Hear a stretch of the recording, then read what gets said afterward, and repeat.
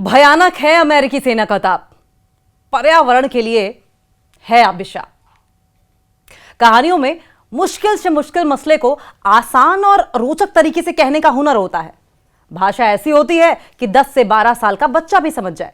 और इसलिए आज जिस मसले की बात करने जा रहे हैं उसका आगाज उस कहानी से है।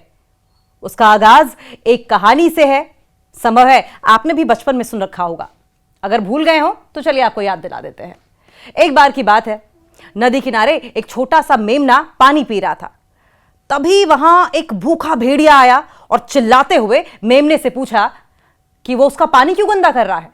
कातर मेमने ने बिलबिलाते स्वर में कहा कि पानी ऊपर से नीचे की तरफ बह रहा है, ऐसे में वो भला कैसे पानी गंदा कर सकता है। इसके बाद भेड़िए ने दूसरा बहाना बनाया। मेमने से पूछा कि पिछले साल तुमने मुझे गालियां क्यों दी थी। मेमने ने कांपते हुए कहा कि पिछले साल तो उसका जन्म भी नहीं हुआ था। भेड़िए ने गुस्से में कहा, अच्छा तो फिर गाली देने वाला तेरा कोई सगा होगा। और इतना कहकर भेड़िया झपटा और लाचार मेमने को खा गया। कहानी किसने लिखी, कब लिखी, शायद ही कोई जानता हो, लेकिन आज भी वही देखने को मिलता है जिसे आपने कहानी में सुना। और ऐसा हर दौर में होता आया है। पर्यावरण जैसे गंभीर मसले को ही ले लीजिए, जिससे आज पूरी दुनिया जूझ रही है। आप देख ही रहे हैं कि यूरोप में 40 डिग्री पर सड़कें पिघल रही हैं। अत्यधिक गर्मी से सड़कों का डामर नरम होकर सतह पर आ गया है, जिससे कि गाड़ियों के टायर धंस रहे हैं और परिवहन व्यवस्था पूरी तरीके से प्रभावित हो रही है। पर्यावरण संकट आज मानवता के सामने सबसे बड़ा खतरा बनकर उभरा है। संकट से निपटने के लिए व्यक्तिगत प्रयासों से लेकर अंतरराष्ट्रीय स्तर पर नीतियों का पालन जरूरी है। लेकिन होता क्या है, जुबानी जमा खर्च से अधिक कुछ होता तो तस्वीर जरूर बदलती, जबकि हालात बिगड़ते जा रहे हैं, उल्टा हो रहा है। विकसित देश प्रदूषण और जलवायु परिवर्तन के लिए विकासशील देशों को कसूरवार ठहराते हैं, जबकि विकसित देश ही सबसे अधिक कसूरवार हैं। दुनिया जानती है कि वैश्विक संसाधनों का सबसे बड़ा हिस्सा विकसित देश ही इस्तेमाल करते हैं, जिससे कि प्रदूषण बढ़ता है। यूनाइटेड नेशंस एनवायरनमेंट प्रोग्राम के मुताबिक विकसित देश निम्न आय वाले देशों की तुलना में प्रति व्यक्ति 6 गुना ज्यादा प्राकृतिक संसाधनों का उपयोग करते हैं और 10 गुना ज्यादा प्रदूषण बढ़ाते हैं। लेकिन यह बात तल्ख अंदाज में दो टूक लहजे में कहे कौन? यह सच है, यह बात तल्ख अंदाज में दो टूक लहजे में आखिर कहे कौन? बिल्ली के गले में घंटी बांधे कौन? और भला कौन सा विकसित देश इस कड़वे और कसैले सच को स्वीकार करेगा? उल्टे खराब बुनियादी ढांचे, रिसाइकलिंग सुविधाओं की कमी और जागरूकता के अभाव जैसी वजहें गिनवाकर विकसित देश ही विकासशील देशों को कटघरे में खड़ा करते देखे गए हैं। जबकि विकसित देशों में 18वीं शताब्दी में ही औद्योगिक क्रांति शुरू हो गई थी और अमेरिका और यूरोपीय देशों ने सदियों तक बिना किसी रोक टोक के कोयला और तेल का इस्तेमाल किया। हवा में मौजूद ग्रीन हाउस गैसों का सबसे बड़ा हिस्सा इन्हीं अमीर देशों का फैलाया हुआ है।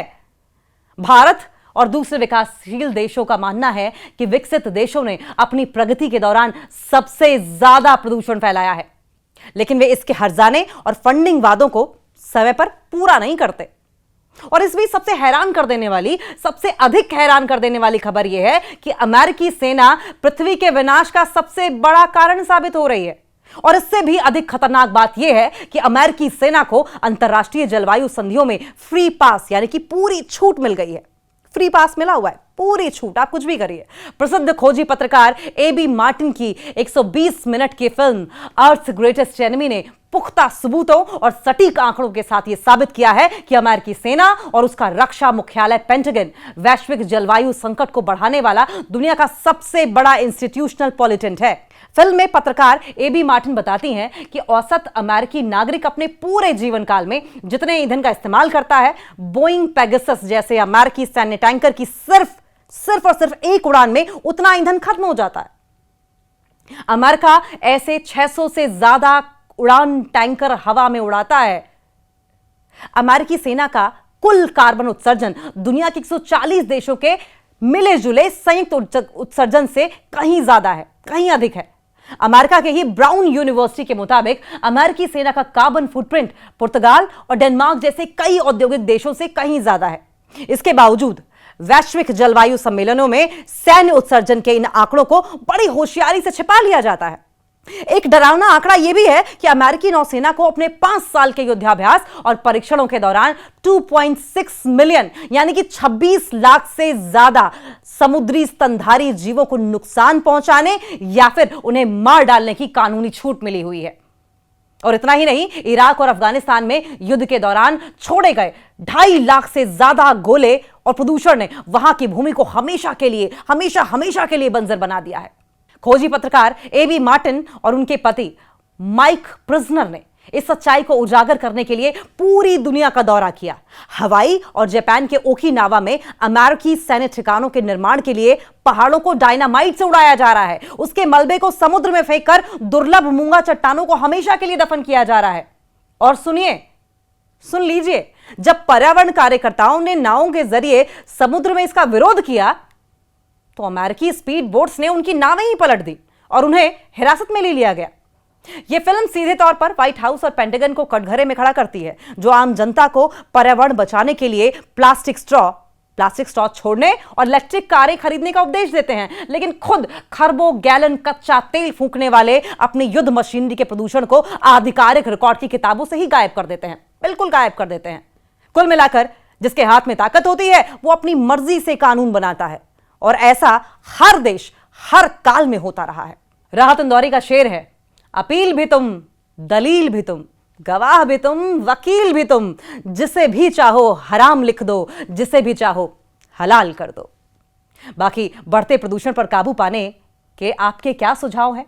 कमेंट बॉक्स में हमें जरूर बताएं। मैं हूं आपके साथ अंकिता दुबे और स्क्रिप्ट लिखी थी जयशंकर जी ने।